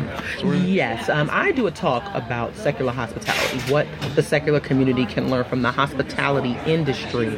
I am a customer service professional in my regular life. I'm an event services manager. I've worked in hospitality for 16 years, customer service ever since I started working, which was a long time ago. Yeah. I find that in engaging this community and how we can be as individuals, as atheists, people who are deemed socially awkward, which many of us are. Yeah. I find that there are some things, some practical things that we can navigate if we learn from people who work in this industry and the industry itself. And so I was asked by a secular woman to present a workshop on how to create welcoming groups and spaces, which is very, very important to our movement. People need to know that our spaces will provide that need to belong, and not necessarily that you absolutely need it, but that you feel a part of it. You feel like the people are genuine and that they want to build with you. And I presented some scenarios on how to better do that, especially as organizers. We want to continue to attract people who may want to volunteer and participate and even donate. That this is what we need to do to sustain our organizations and sustain our groups. The second part of the hospitality was how to manage, and the talk was called "Everyone Ain't Gonna Make It," because unfortunately in every community you have to, when you're dealing with people, sometimes you deal with their problems, and we have to learn how to effectively manage that, and unfortunately. The community overall hasn't really been doing a good job. I mean, there are a lot of organizations and groups that do wonderful work, but sometimes we tend to keep on people who are extremely problematic, and for the sake of not wanting to not just air our dirty laundry, but continue to try to that we're showing that we're a cohesive community, which I don't think we necessarily do a good job of that anyway, considering a lot of the infighting. But when it comes to our spaces and how we want to cultivate long-lasting groups, sometimes you have to do some cleaning, and you have to do some housekeeping, and sometimes that means addressing problems when necessary and dealing with contentious issues. And if push comes to shove, then there may be times where folks you have to tell some folks that they can't come back. It's a part of the it's just a part of life and us being and navigating these things and managing it. There's nothing wrong with it. We have to maintain some professionalism, especially in dealing with people. Of course, we look at it in a different way. I'm a very progressive person. I don't stand on a morality soapbox or shitbox. So there are a lot of things that some people would say are unprofessional that I don't necessarily agree with. But however, my main thing is that people are being treated fairly and properly. And when you're not doing that, that doesn't make for it doesn't make for a good movement. And we have to make sure that we're managing that at all times and realizing that we can't help everybody that we would want, how we would like. So it is what it is. Sometimes it's hard, but it has to be done. Yeah, the main one was funny because, for one thing, you had the bullet points and you got some applause in the first one. No, basically, we don't want you if you're any harassment at all or whatever. Oh yeah, the first point was that Black Nonbelievers as an organization does not tolerate any anti-LGBT stances. We are very pro-LGBT. So if you are homophobic, transphobic, or anything like that, if if you're sexist, if you're racist, if you're misogynistic, then you don't belong with our group. You might be able to find another group that would I don't know how long you'll last there either, but you will not last long in our group. We also do not we do not tolerate a bunch of anti-sentiments. I mean, even regarding religion, I mean, as much as I can't stand it, it can't be the only basis for our existence. And we also are, while we are a very pro-black organization where we encourage our black atheists to come out, we have a lot of our members who are in interracial relationships they are biracial themselves. And so anti-white sentiments or just saying stuff like that is not tolerated. We can discuss the issues of white supremacy and institutionalized racism and injustice without having to call people out and say screw all of these people, because that is so counterproductive and unnecessary. And I make sure that I monitor that as much as possible, because I don't like the idea. I mean, many of us, we're all in this together. Yeah. And I like the friendships that I've made. I like the allies and the colleagues that I've made in this movement, yourself included. And I think there are a lot of folks who get it, and a lot of folks who can understand why we do what we do. It is a bad thing to alienate those who will understand, and for what other reason than just out of sheer stupidity. And so that kind of stuff we don't tolerate. So I had to make that I've had to make that clear to quite a few folks who have been in our group who thought that they could do this stuff, and I was like, no. Yeah, I thought that was pretty cool that you, like you just said, not just throwing all the white people under the bus, like fuck white people. Basically, it's my podcast, I can cuss. But basically, it's what it comes down to. And I thought that was and you said it might be controversial, and it might be with some groups, I guess. I mean, you're right. You can address white supremacy and the problems, institutional racism without, and this goes for anything, without being cruel to individuals or whatever. Yes, absolutely. I mean, because like you said, we're all in this together. As long as you're making a conscious effort and you're being genuine about doing it, as long as you're not an ass. Yeah. Well, unless you need to be. Yeah. Which brings me... Mm-hmm. The bye bitch thing came right back up. Yeah. There, I was like, there's a meme right there. I love it. And that's you're saying sometimes you got to do a little house cleaning, Absolutely. And I try to maintain my professionalism as much as possible. However, I am a hood girl from New York City. Sometimes, like I said before, sometimes that has to come out. I can't always be nice about everything. And for people who know me, you have to push me to a point where I have. It can be very, very ugly. Leanne Lord just came up. Hey, Leanne, how's it going? How are you? Fine. How are you? Good. So it comes a time in an organizer's work where this type of stuff is necessary. It isn't how I handle things all the time. So, and I try not to make excuses for that, but at the same time, I try not to be as hard on myself when I have to get that way. Right. And it's hard for me because I would like to be nice to everybody. It hurts my heart when I have to say something unpleasant to someone. It really, really does. But I know, it's sometimes it's necessary though. Oh well, no, I understand. You're totally right. I mean, and people who are like very kind and like that, like you, when you get into that point, oh Lord, usually it's like it gets ugly. You done fucked up. Run for your lives. Yes. Because they're gonna let it all out, and once you push them past that point, So. Mm-hmm. So that last speech is basically what you said. It was kind of how we handle these customer service, I guess, and how we deal with, like you said, the people who we don't necessarily want, in the group because they're being kind of problematic or whatever. You told a story about the Black Nonbeliever group, which I didn't even know there was one. So I just joined it like yesterday. Yeah. I didn't even know there was one. Yeah. But you said that somebody asked to get in. They had something on their page. What was it?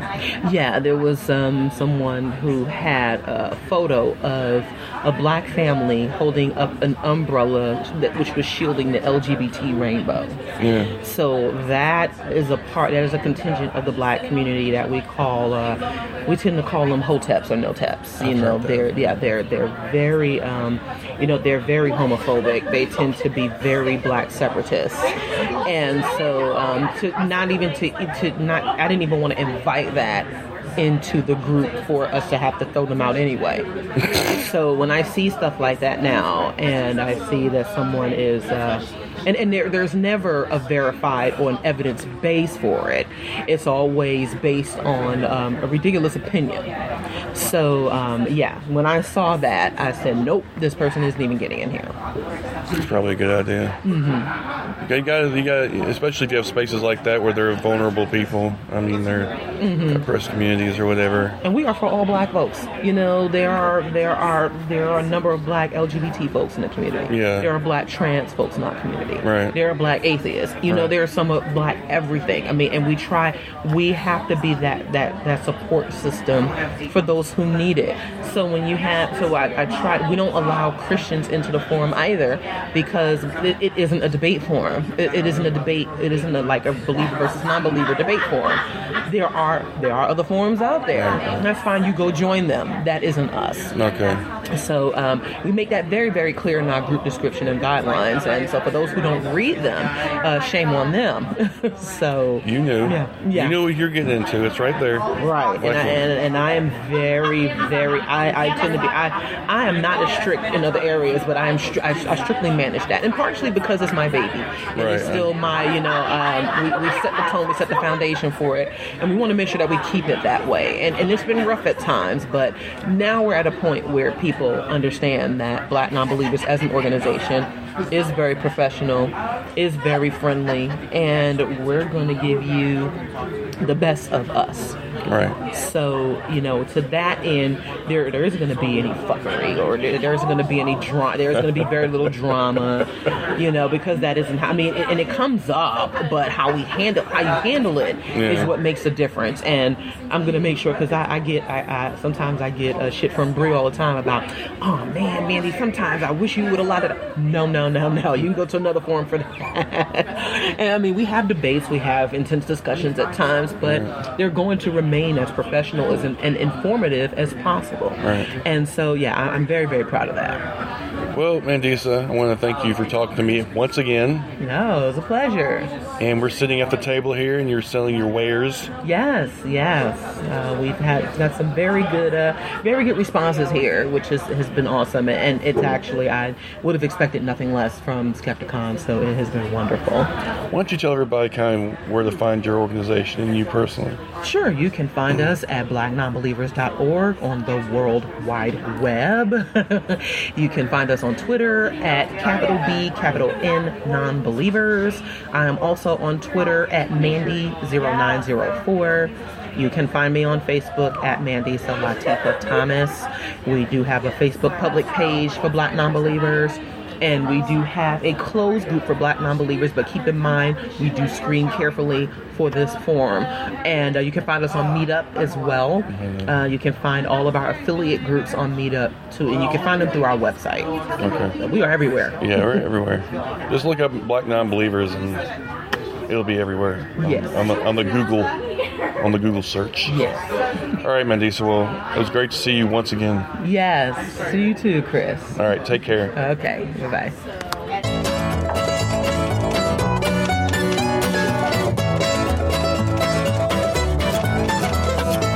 Okay, this is Stephanie Zvan here, my awesome friend. Are we friends, Stephanie? I think we are at this point. All right. I had her on the show not too long ago. And, of course, we're here at Skepticon 10. I wanted to just talk to you briefly about what you're doing here, and not like, what the hell are you doing here? But why are you at Skepticon? But kind of what you're doing, what your workshops are about, and just kind of what you're about in general. Sure. I have actually been coming to Skepticon since 2012, so pretty much for as long as they've had workshops.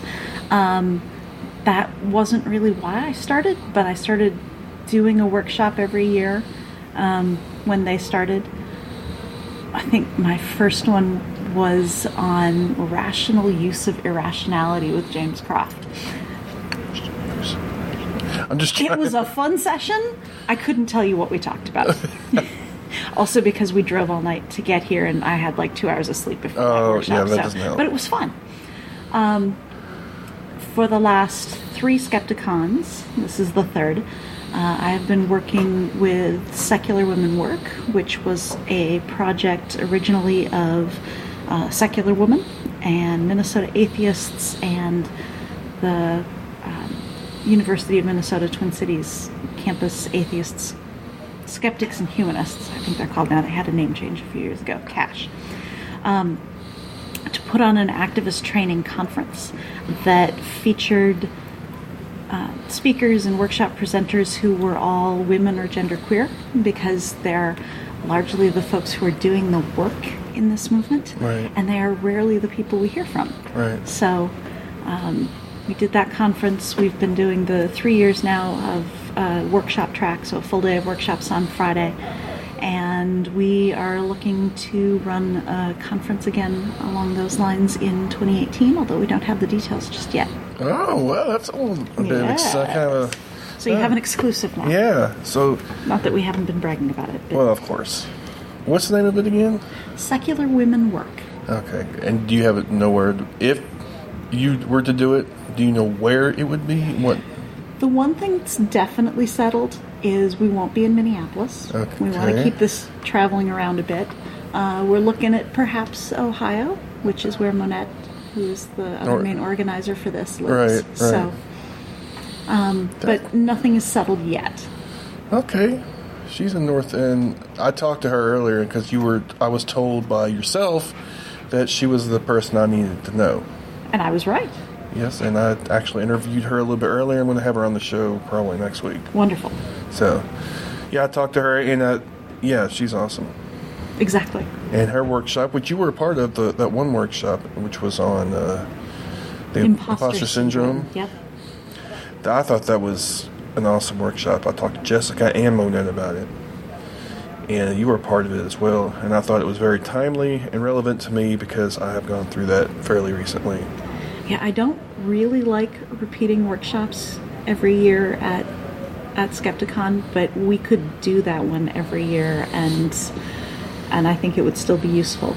But probably every other year. Yeah, that's something that's, I think, and I don't want to take the women mostly suffer from this, so I've heard, but that's mostly for societal. I guess you're kind of told that you can't be, a certain way, and you're kind of, I don't know, women are kind of second-class citizens or something like that. Even though, technically, feminism, oh no, we have third-wave feminism. Everything's equal now. Just like when we had the black president, racism's gone. Right, yep. Disappeared, so we're good. We're not having a major set of revelations about sexual harassment and assault, mostly by men against women or anything. Exactly. No, it's all equal. Yeah, so I can see where that would be an issue. I talked to Monette about that because she had a problem because she was a woman in a male-dominated field. Right. And she was talking about being a gamer, and she doesn't even turn the comments. She's turned the comments off, or well. I don't game, so apparently you can talk to people when you're playing. Yeah, I don't play cooperative gaming, so I don't even. I will trust whatever she says about. But she turns it off because of the harassment. So yeah, it's so horrible, whatever. So yep. But I do. I think I think it's a human condition. I don't necessarily think it may be more prevalent, in less privileged people or people with less privilege. Yeah, the folks who. Things like harassment and sexual assault are mostly about exercises of power, and so the people who are victimized tend to track with the people who have the least power. So women are obviously, in general, targeted more than men. racialized minorities are targeted more than white people. Trans people are targeted more than cis people. Bi people are targeted more than homosexual people, who are targeted more than heterosexual people. Right. I mean, you can just kind of watch how the numbers roll up. The less power a potential victim has. Right. It's kind of the intersectionality plays into that as well. Exactly. So, and I talked to Jessica about that earlier. So, you also, I guess, moderated the podcast workshop, which panel. Yes. Sorry, podcast panel. The workshop was Maddie and Marissa, which is they're far more competent to talk about that kind of stuff. But somehow it was me, Maddie, and Marissa, and that was last night at 9:00. And I don't know if you were inebriated when you made this decision. I was not. I don't know exactly what's going on, but somehow you... Now, when we talked for the podcast recording, you were talking about the fact that you were working on having more guests who were not white men. That was a specific interest of yours. And so, I mean, to a certain extent, a panel that you put on stage is a group of experts, but if you want people to learn, sometimes the things you didn't expect to have to do, that you had to learn, that, were hard things to learn, or the mistakes that you made, make it just that much easier for somebody else to... So, I didn't get you up there because I thought you were perfect at it. Good. Because good. But that you had something to teach. Yeah, I mean... I think it was funny. We were like, what's for diversity? Because we're three white people. Yeah. But then I realized, you kind of, when you went into it, it's bringing people on our shows that aren't white, basically. Well, not us per se. Someone who's friends with Maddie Love, please tag her in the Facebook photos I just put up, if she's amenable to that. Yep. But the people on that panel seem pretty okay with being tagged and stuff, so. I will give a little secret. I had hoped that Alex Jules was going to make it. I knew he was thinking about it. I knew he might not be able to make it. I was going to try and put him on the panel. Although he hasn't actually done a podcast where he was responsible for pulling in guests. Yeah. But he has some interesting data on who people listen to that I thought would have been a great addition to that panel, because, I could do a podcast where I am only talking to trans women of color. Right. I mean, I could do that. I can find those guests. They're good guests, but I can't make people listen to it. Right. And I would have loved to have that information as an addition to that panel. Missing him. I want to meet him, but he's always places I'm not. And then when I go to other places, he's not there. Yeah, I was like that for years. We didn't really talk until last year's Skepticon, where he was a speaker, so he couldn't run away. Yeah, exactly. So I definitely want to meet him. He's in Texas. Yep. I'm in Tennessee, but Texas is like a whole other country. So. But anyway, yeah, I really enjoyed doing that panel. Of course, I didn't do much of the talking, but I definitely think it's a subject that is important, that we have more people on our podcasts that are more diverse. And I especially am I thought it was really awesome. I didn't say it then. I meant to tell them that Maddie and, with Callie Wright and Marissa started the trans. I don't remember what the name is. Trans Podcaster Visibility Initiative. Trans Podcaster Visibility Initiative.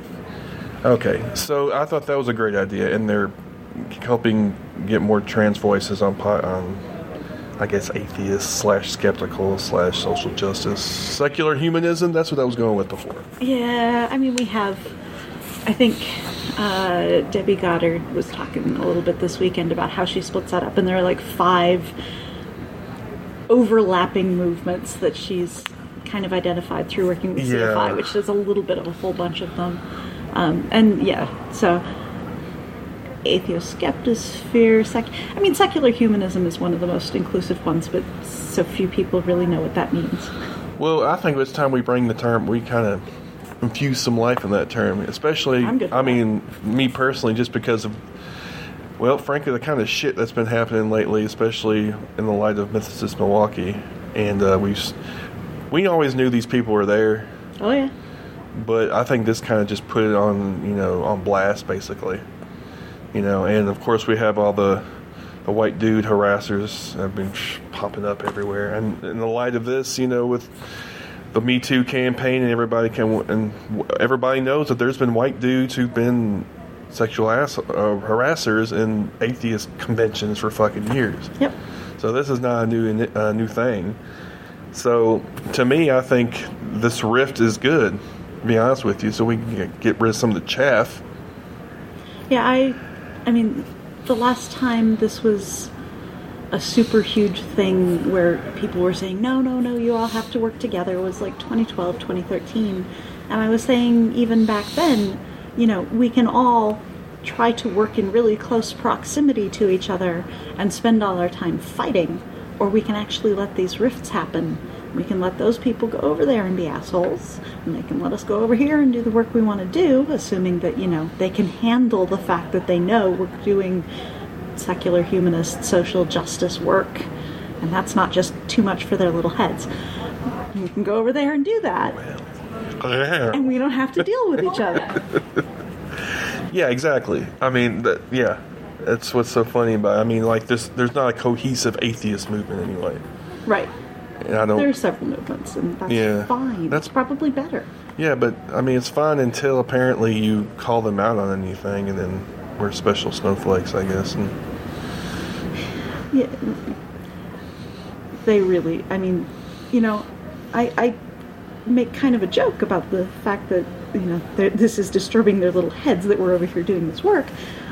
But I mean, seriously, how many YouTube videos have they done about the fact that feminism exists? I mean, they are so disturbed by this. Yeah, they think it. They devoted uncountable hours. Because they know it makes money. That's the only reason they're doing it. Well, they were doing it even before it really made money, though. Yeah, well, I think it's... But no, we're the Outrage Brigade. And I think it's awesome that you are actually the leader of the Outrage Brigade. Am I now? Oh, yeah, you were... Did you guys have an election? No, okay. You're like the undisputedly... I don't think there needed to be an election because you were crowned by somebody. So, by a certain person we won't mention. But, yeah, I'm glad this rift is happening, so... Do I get a tiara? Do you want one? We could go tiara shopping after. Okay, I'm good with that. Okay. Whatever you want to, get a tiara and a scepter, perhaps. I don't know. Actually, my head's kind of funny shaped. They don't really sit well. Well, get some big fancy crown. I don't know. There we go. We can go to Burger King. Burger King? Do they still do that shit? No idea. So, finally, you're doing is it a workshop tomorrow? Yes. I am doing the most meta of workshops. I am doing a workshop on building workshops.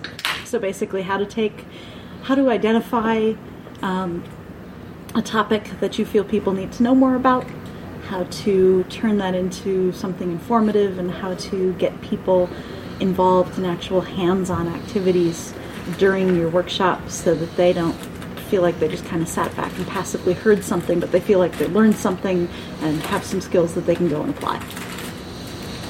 That's a pretty good idea, though, because I'd like to give a workshop on how not to be an asshole as a white guy. So. All right. See how that turns out. I don't know how well that would turn out, though.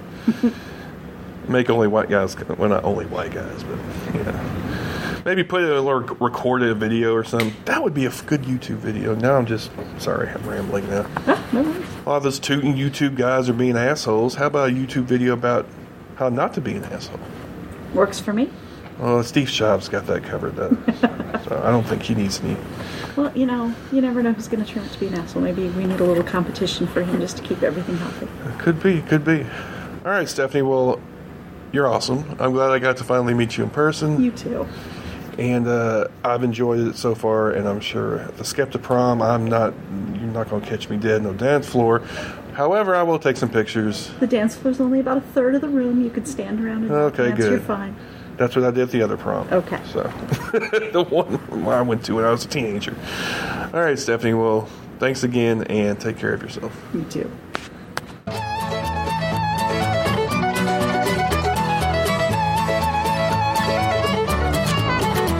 That'll do it for this episode of the Podunk Polymath Podcast. Again, I really enjoyed Skepticon. I want to thank Monette Richards, Stephanie Zvan, Jessica Xiao, Jude, Lane, and Mandisa Thomas, and Heina Dadabhoy for coming on and having these little mini interviews with them, taking their time out to talk to me. I thought that was really cool of them. Again, if y'all can go next year in St. Louis, I assume it's going to be next year, then you should definitely come out because it's very welcoming, lots of nice people, and not really judgmental. And they're not a bunch of fucking alt-right dicks like at Memphis, Milwaukee. So definitely come check it out if you can. I strongly encourage it. Of course, if you want to check out the music for the show, it's ... Of course, their website, cdbaby.com/cd/... Of course, the logo and new and improved by Jeff Predbick Jr. on Twitter at Pit Atheist. Check me out on Facebook, Twitter, YouTube, Google Plus at the Podunk Polymath. You can email me at podunk.polymath@gmail.com. If you want to become part of the Patreon posse and support my work, you can go to patreon.com/thepodunkpolymath. Call-in number 615-378-POPO 7676. Leave a voicemail. It'd be awesome. Join the Podunk Polymath Podcast Posse Facebook group. Facebook.com/groups/the Podunk Polymath Podcast Posse, all separated by periods, of course. If you want to get on the Zazzle.com/podunk_polymath for the Podunk Polymath Podcast online store. Go to a t-shirt, which I still haven't updated with the new logo, but, you know, if you're actually going to buy one, then tell me and I will, because nobody ever buys one anyway. If you look on the sidebar there, you'll see, of course, you can follow me on WordPress. You can follow me on Twitter and see my tweets. There's a PayPal donate button. Subscribe on RSS, Google Play, iTunes, Stitcher. Become a patron on Patreon button. There's a Facebook like button there. Recent posts and recent comments. There have been animal sounds during this episode, and I apologize. The cat and the dog won't shut up. So it's organic. Just think of it as organic. And I'm Dr. fucking Doolittle, apparently. So, again, thanks for Skepticon for putting this on. The organizers and the workshop presenters and the speakers all made it an awesome conference. And the people showing up there and being super cool and being, you know, easy to talk to. And made a lot of friends and met some old friends. So, anyway. Well, hope y'all enjoyed the show and it wasn't too much of a train wreck, unedited. But, anyway. Till next time, y'all take it easy now, okay?